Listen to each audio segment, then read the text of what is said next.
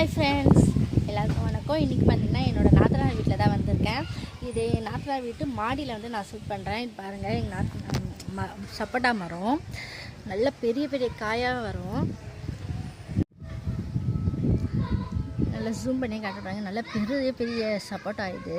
ஆக்சுவலாக அங்கங்கே கொத்து கொத்தாக இருக்குது பாருங்கள்.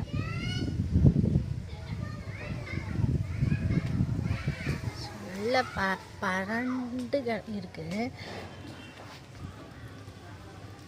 ஸோ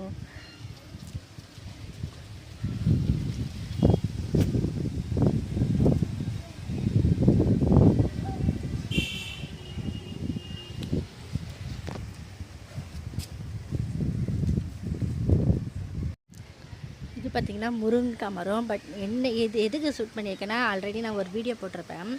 எங்கள் வீட்டு பக்கத்தில் இருக்கிற முருங்கைக்காய் நல்லா அப்படியே ஆலமரம் மாதிரி இருக்கும். அந்த மரம் அதில் காய்ச்சி இருக்கும். இதில் பார்த்திங்கன்னா குட்டி மரம் தான், கிளையே கிடையாது. ஆனால் முருங்கைக்காய் பாருங்கள், இலையே கிடையாது. ஆனால் முருங்கைக்காய் மட்டும் நல்லா காய்ச்சி இருக்குது முருங்கைக்காய்.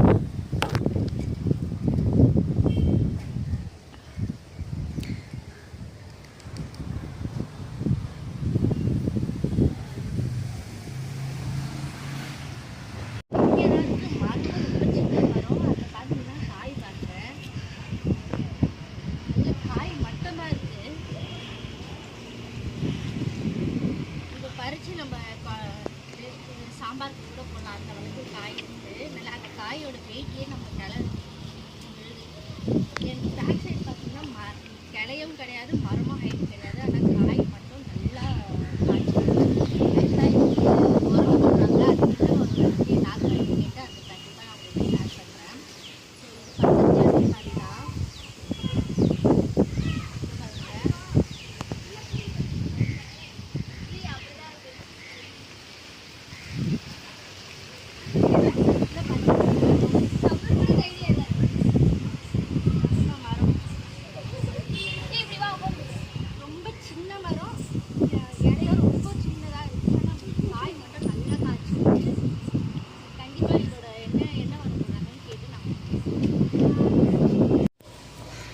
இப்போ பார்த்தீங்கன்னா நான் மாடியிலேருந்து ஸ்டெப்ஸ் இறங்கிட்டேன்.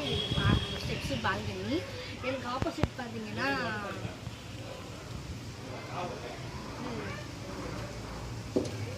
வாழைப்பழம் நல்லா கொலை விட்டுருக்கு பாருங்கள். அடிக்கடி எங்களோட வாழை மரத்தில் வந்து கொலை விடும். எங்களுக்கு நாத்தனால எனக்கு எடுத்து வந்து தருவாங்க. நல்லா கொலை விட்டுருக்கோம். இது வந்து இந்த உரம் வந்து நான் உங்களுக்கு லாஸ்ட்டே சொன்ன மாதிரி நான் உங்களுக்கு அந்த என்ன உரம் போடுறாங்க, என்ன கெமிக்கல் போடுறாங்க அப்படின்னு சொல்லிட்டு நான் உங்களுக்கு அந்த டிப்ஸு தரேன். இது பார்த்திங்கன்னா இது ஃபுல்லாகவே வெத்தலை மரம் இருந்தது, அதை எடுத்துகிட்டு இருக்காங்க. ஸோ வாழை மரம், 2 தென்னை மரம், இதுதான் அவங்களோட இது. பட் ஆனால் நிறைய பெனிஃபிட் இதனால. வாழை மரம் ரொம்ப நல்லா கொலை விட்டுருக்கு. இன்னொன்று வந்து ரஸ்தாளி கூட இருக்குது. அப்புறம் செவ்வாழையே வச்சுருக்காங்க. அது கொலை தள்ளும்போது கண்டிப்பாக நான் அந்த வீடியோவை போடுறேன்.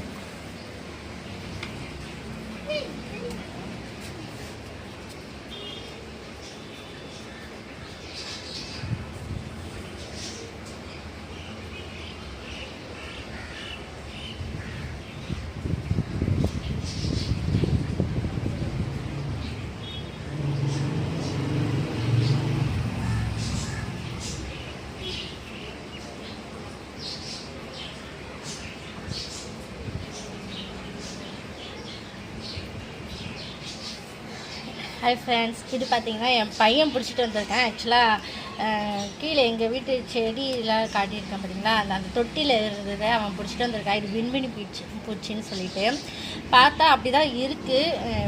பாடி ஃபுல்லாக பார்த்திங்கன்னா க்ரீனிஷாக மின்னு இருக்குது.